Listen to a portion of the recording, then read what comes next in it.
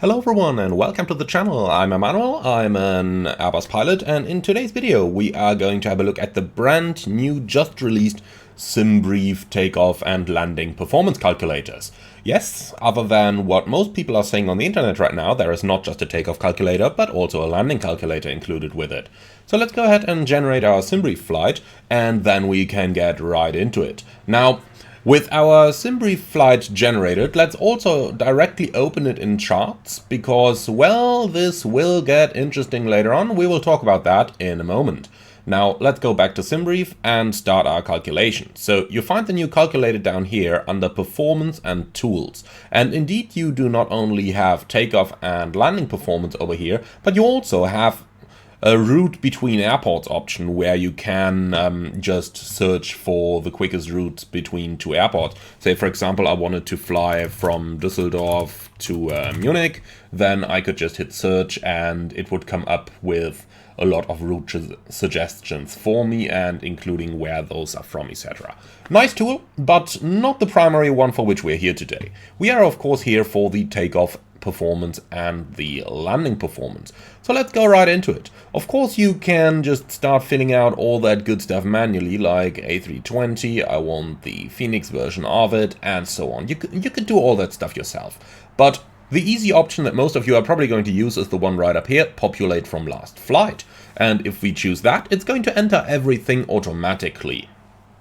Now, that's a pretty cool feature. If we just hit calculate, we are immediately going to get our results, and we can choose between a formatted overview or the raw output. I have to say, personally, I'm probably going to become a fan of the raw output here, but we'll talk about that in a few moments.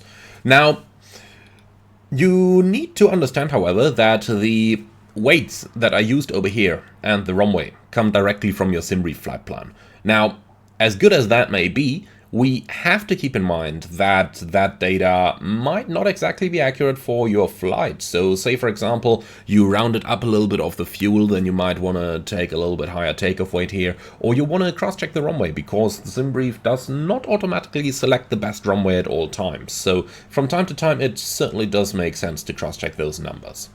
Now, you do have an option over here to shorten the runway length, so that you can plan for an intersection takeoff. And that is why I opened the Navigraph charts in the first place. So let's go ahead and have a look into the Navigraph charts to see how we can figure out our intersection length.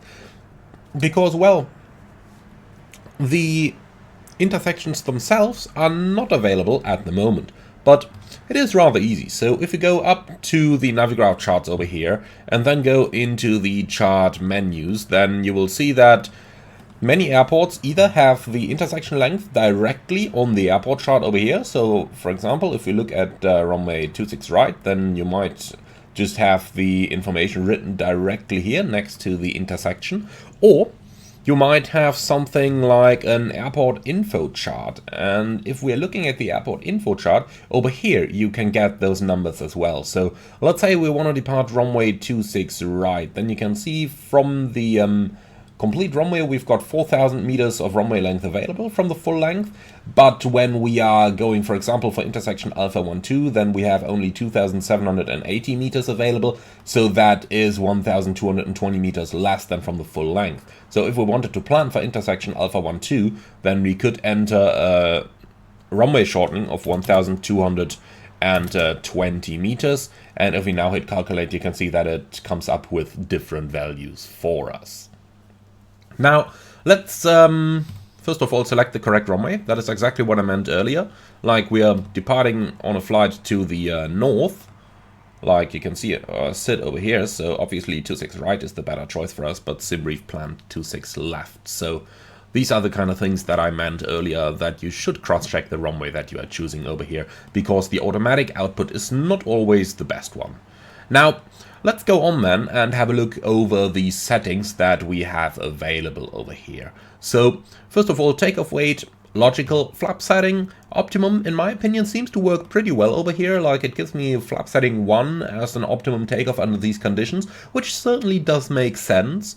Then thrust setting, you, well, don't really get to choose in here, which, however, in A320 terms, you don't need to choose between toga or flex because you can just go down here, flex temperature, well, disabled, then it has to give you toga. Welcome to Airbus logic. On Boeing aircraft, that's a little bit different. So let's say, for example, if we choose 737 right now, just to show you that example, we can take the 737, just make it 60 tons, I'll take a weight over here. And then you can see you got thrust setting, you can choose between a fixed D rate, and then down here on the flex temperature, you can choose between either enabled or disabled. While up here you've got 26K, 24K, 22K. So like that you can choose between the different options. By the way, what is quite cool to mention here is that it remembers the runway shortening when you change aircraft. Now let's just bring back our previous data. Something like that. And continue with the settings. Now bleed setting. That can be a little bit confusing to the Airbus guys. Bleed setting basically is your packs. So you either have them on auto or you have them on off. Similarly, for the anti-ice setting, well, it does say auto in here, but Airbus doesn't really have an auto position there, so you gotta get to choose between off engine or engine and wing anti-ice. So make that choice appropriately. Wind is automatically coming from the latest METAR, even though I'm, well, a little bit wondering why it's such an odd value that you have here right now, so... unfortunately, we cannot directly see our METAR in here, so for that we have to go up to the View Flight Plan button once again. Then if we go down here onto Departure Airport, here we get our weather information, so you can see wind is slightly variable, and that's probably what is causing the slightly uneven information that you get in here right now. But as you can see, it's actually updated itself already, so it seems to automatically update every now and then depending on your selection. Okay, finally, runway surface condition, you get to choose between dry or wet. Unfortunately, only these two available right now. Now, to be fair, that's all the simulator supports. The simulator doesn't support anything like contaminated or like how many inches of water you may have, etc. So dry and wet are probably the two settings that do matter for flight simulation. Well, and finally you do have an improved climb calculation. Now let's go ahead and have a look at what that does. So first of all, we are going to enable the flex temperature once again.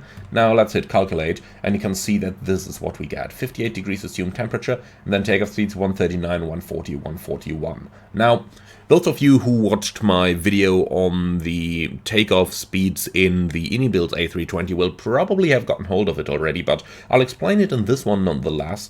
So, improved climb basically means as much as if we increase our takeoff speeds on the ground and therefore use more runway for our takeoff, then we will have a higher V2, which means that when we do have an engine failure occurring at V1 and then we climb out at the higher V2, then our aircraft is going to climb better because we are operating on the so-called backside of the power curve immediately after takeoff. Now, backside of the power curve basically means the slower you fly, the more thrust you need because the drag of the airplane increases with decreasing airspeed. Therefore, by choosing the improved climb calculations, you can increase your takeoff speeds, which comes at the expense of using more runway on the ground, and therefore, for example, having higher tire wear because of the higher ground speeds of your tires. But it does provide you with a better climb performance in case of an engine failure.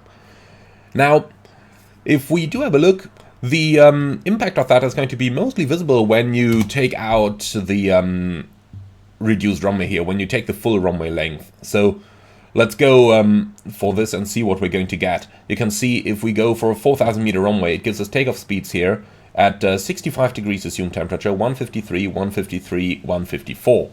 Now, if we disable the improved climb calculations and we calculate that, then we get much lower speeds here, 137, 137, 138. So you can see that choosing the improved climb calculations is going to severely increase your takeoff speeds, which, as I mentioned, comes with a bonus that you have better climb performance after takeoff. However, you have more wear and tear on your tires during a normal takeoff as well. And of course, you are reducing your stop margins. Now, talk about margins. Let's go ahead and have a look at that. If we scroll down on the output field over here, then we can just about see that. So you can see that we have a stop margin with the improved climb calculations here of 284 meters. Now, if we disable that for a moment and hit calculate, you can see all of a sudden we have over 1,000 meter stop margin. So that's kind of the trade-off that you do when you select that option. We will talk in more detail about exactly what we get to see over here in a few moments anyway, so don't worry about that.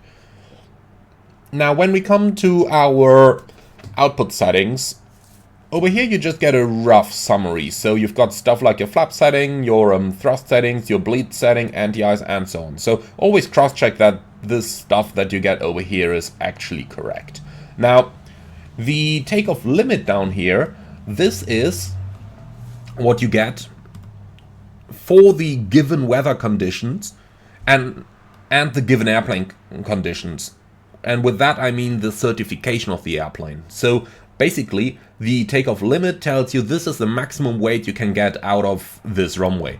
Let's just take something insane over here. If I shorten my runway by 2,200 meters so that we remain with 1,800 meters takeoff runway, then you can see all of a sudden we do get a severely limited takeoff weight over here, because all of a sudden I created a 1,800 meters short runway.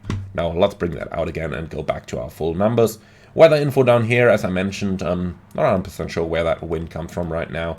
Unfortunately, we cannot view the weather directly over here. Would be nice if they added that with a future version, because you do have the populate weather button, but it seems to, well, do something. Now, going down for the runway info itself,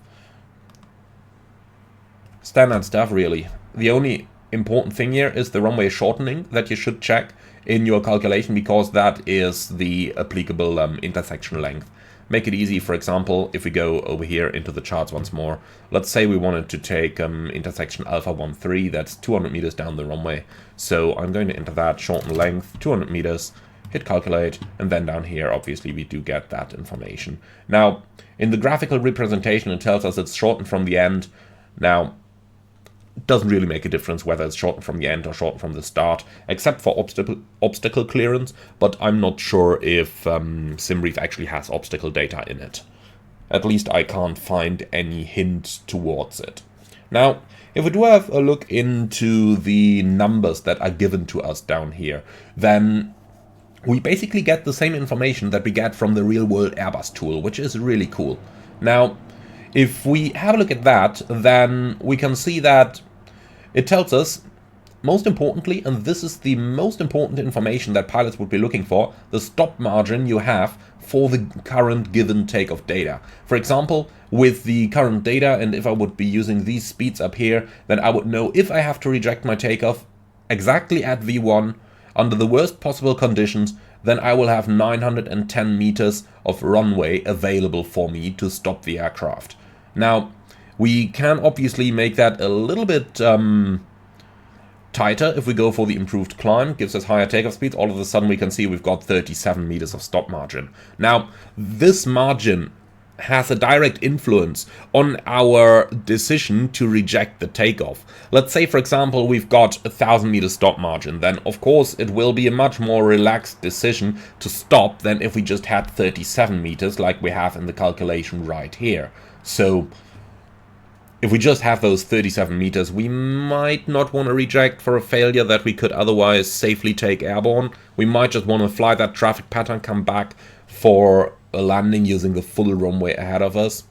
Now, in this video, I'm not going to go into the full details about the stop or go decisions, but I just wanted to mention that this margin over here, that's really the important value that you want to get from the graphical representation. Everything else here, like your takeoff speeds, where they are located down the runway, is good to know because it does give you some hint as to where exactly you can expect to reach those speeds. For example, some people have complained that the Inibuild A320neo would be accelerating very slowly down the runway. Now, if we take those calculations that we've done here for the Phoenix A320, then you can see that we would also get very close to the end of the runway here. You can see latest reject 3,200 meters down the runway. If we take into account that we only have 3,800, that means by the time we reach V1, we're somewhere close to 600 meters from the end of the runway. That is pretty much in the opposite touchdown zone already. So you can get how the visual picture is going to look like, and whether you got to be concerned about that or whether it's completely normal. But as I mentioned, the important number here really is the margin that you have in case of a rejected takeoff. Now there is a second output available as well, that is the raw output, and for me personally that is somewhat the more interesting one, and that is obviously because you get to see everything in a little bit more formatted way. You don't have to, scroll along here and view those nice things. You just have everything presented immediately in front of you, which in my opinion is the nicer thing. But then again, this is probably what they would send you over in ACAS or something if you have an airline's performance department doing the calculations for you. So this is kind of what I would expect. Nice to see down here that we do get a message whether we have the improved climb or not. So we can make, we know what to expect here, and we know if we still have those options. Now, other than that, the output is really exactly the same. Now, what I would personally find interesting is what would happen if you tried to send yourself this data through the Hoppy ACAS system, because you can copy the data down here, and then you could probably send yourself that through a custom telex message on the Hoppy ACAS. But that would be a topic that I would, if there is interest, probably touch on a different video. And indeed, it is just something that just comes to my mind right now, but which I'm, which I haven't researched prior to creating the video. Now, let's go into the landing performance, because many flight simmers do often ask for takeoff performance, but the landing performance is equally important. First of all, if we just hit populate from last flight, you immediately get the settings filled in. But remember, this is always just the dispatch information. So you see the calculation method down here, and indeed prior to departing for our flight, we need to run a dispatch calculation, which you can select down here. So if we hit calculate on that, then this is what we get. And this basically tells us just a forecast, like, yes, you can land on that runway. And we need to do this calculation prior to every flight. So this is quite important. We need to do it. Now, going on from there then, if we do have a look at the numbers we have available, because most of you are obviously just going to use it in flight, then we select the calculation method down here to in flight.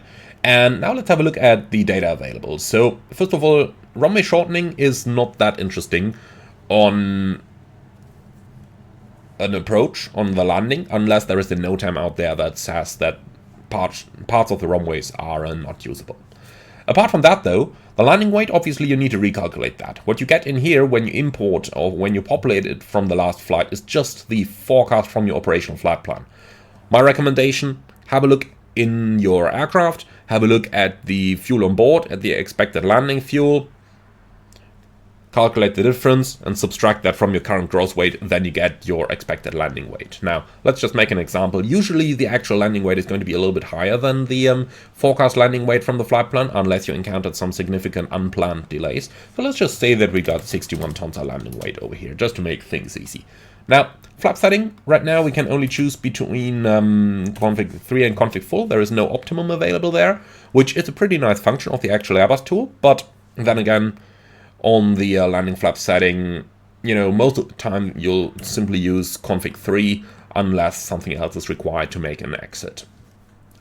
Now, you can see down here we've got brake setting, and we can choose manually between optimum, max, manual, automatic, braking, low or medium. So you can make that choice yourself. The most used setting on an Airbus is obviously going to be low. Reverse credit, yes or no? Well, with reverse credit, you got to keep in mind, if you select yes, then it expects you to use maximum reverse thrust. If you select no, you are still expected to use idle thrust, so keep that in mind. Next up, we got the VREF additive. Now that is a rather important one for Boeing pilots, not so much for Airbus pilots, because the Airbus obviously is just going to do that stuff itself using the ground speed mini function. Nonetheless, GS Mini will usually give you at least 5 knots addition to the VLS, so giving you a V approach of about VRF plus 5. Well, so 5 is a good standard. Now, if you wanted to calculate that as the Boeing pilot, then the VRF addition would be at least 5 knots, but you need half of the steady headwind component plus the full gust. So first of all, do calculate the headwind component, and then you can go ahead and figure out how much you need. So if we take this example over here, then we can see we've got a headwind component of 11 knots, and we need half the headwind, so we can't enter 5.5, so we're just going to go for 6, like that. And that's pretty much what Ground Speed Mini would do in the Airbus as well. So if we just do that adjustment, we are going to get a little bit more precise data. Now, with weather information, again, just can be automatically populated. Wind 209 at 12 is probably not what the METAR says, but if we do have a look at the weather info up here, we can call it straight up. So we can see 210 at 12, light showers of rain. So if we just take 210 at 12, then it's almost what it automatically figured, but well. And of course we do want our weather in hectopascals, save that. Okay, so surface condition wet has automatically been picked because of the light showers of rain, which is good. So if we just hit calculate now, then this is what we get. So let's have a look at the results then. We are going to start with the formatted output over here, where you basically get the same summary that you had on the takeoff data as well. And what really matters for you now is obviously the diagram that you get down here. Now, you got 2 pieces of information here. You've got the actual landing distance and the factored landing distance. Now, why is there a difference? That's quite simple, because obviously the actual landing distance is calculated using the most optimal numbers. For Airbus, that means from the moment where you cross the threshold in 50 feet, they expect you to fly for 7 seconds until you touch down, and then it just calculates, okay, so my auto brake needs that long to brake me down, including all my settings. By the way, you will notice that on a dry runway, the reverser is not going to have any effect. That is correct by the real life. On a wet runway, however, the reverser might have an effect. That is due to the way how the auto brake operates, which basically aims for a constant deceleration rate. And if it can achieve that constant rate using just the wheel brakes, then the reverser is not going to have any effect on your landing distance. However, if it cannot achieve that constant desired deceleration rate using the wheel brakes, then the reverser is obviously going to have an effect. Now, looking into the numbers we get, then the actual distance is probably the one that you want to care about the most, because if you apply correct landing profile, if you don't float the airplane into eternity to get the most smoothest landing of all times, like many flight simulators do tend to do, then obviously the actual distance is what you're looking for in order to determine where your runway exit is going to be. The factored distance then is what the lawmakers require, so they do say you need to add 15% of a factor onto your runway distance, and that is what we can see up here in order for our stop margins. Now, the actual factor that needs to be added can vary depending on surface conditions, etc., and of course on the regulating authority. So therefore you can see over here we are working with a 25% factor. Other authorities require 15%, and depending on the conditions you might see any kind of weird combination thereof. Now, the number that we care about up here is obviously the stop margin. We got 146 meters up here, but keep in mind, this is calculated with auto brake low. So if we just selected auto brake medium for a moment and hit calculate on this one, you can immediately see how our numbers significantly go down. So the stop margin is the important thing for you to have a look at in order to especially make that go around decision. Now you have to touch down within the touchdown zone anyway, but you know, can you accept floating to the end of it? Or if you only got a few meters of stop margin, do you just force a landing right on the markers? That's kind of the information that you get from there. Now, let's go ahead and have a look at a practical example of it, what we would do over here. So, first of all, we got to get our charts again, and we got to get our destination airport charts. So in here you once again got a lot of good information. So we are going to land on runway 23 left. So on 23 left you can see that we already have a displaced threshold over here, which is 300 meters. So 300 meters displaced threshold. If we have a look into the SimBrief performance then, you can see that reflected in the numbers that we get down here. So you can see takeoff distance available 2760, because the displaced threshold can probably not be used completely. Actual stopping distance available 3000 meters, and that includes the stopway at the end of the runway. If we have a look at the chart, you can see down here there's a 300 meter stopway down here. Now, then we can see the landing distance available, 2700. So that takes into account, that means the numbers up here take into account the displaced threshold that you have on the approach end of the runway. Now, let's have a look at where we want to exit the runway. We're flying Lufthansa. Lufthansa's parking Terminal Alpha today. That means we probably want to vacate Lima 6 or Lima 7. Now, how can we calculate the landing distance available to this point? Obviously, we can see what we have in terms of intersections on the opposite side. So let's say runway 5 right is the opposite. And from here we can see we get a Lima 6 figure. Takeoff intersection Lima 6. And that's located just up here. So that is 2031 meters. Now obviously we gotta subtract the displaced threshold on the opposite side, which is 300 meters. So 2031 minus 300, 1731 meters is what our landing distance available would be on the opposite side. So I just took the intersection departure length from the opposite, so from 05 right, subtracted the length of the displaced threshold, and that's our landing distance to the exit on our landing runway 23 left. Now, if you go into the numbers down here, we can see that with auto brake medium we have 1458 meters, so that would definitely work towards the exit. And with auto brake low, if we just calculate that one more time, we've got 2015. Now, at this point we would probably figure, well, we need 1700, so we might want to change our flap setting here from config 3 to config 4. Now let's have a look at what we get. 1863.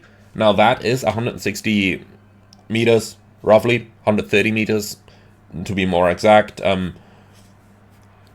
of increased landing distance that we need over the distance to the exit. But then, if we take into account that we can still carry a little bit of speed while going onto the exit, then this is probably the setting that I would choose for my landing here. So config full, auto brake low should get us right down to the exit. Now, a little bit of manual braking can of course always be done in order to make the exit, and this minimizes the time on the runway. So in many airports briefings you will find that minimum runway occupancy procedures, MROT, are in use at, you know, most major airports across the world, and this is pretty much how you would do it.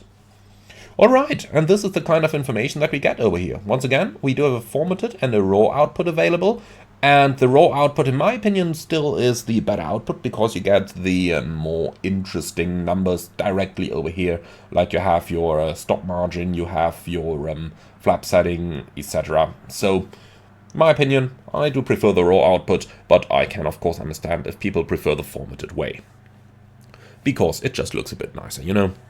Okay, so that's pretty much the new SimBrief performance calculators that we have gotten. In my opinion, really good tools, and since they are available for free, it just makes them a lot better. Now, I didn't get around cross-checking the data that SimBrief is calculating for us over here, but nonetheless, you get the general idea of how this works and how you can work with it the best way. I do hope that you enjoyed this little tutorial. Let me know in the comments below what you think of it, and if you think there is any topic that needs additional explanation.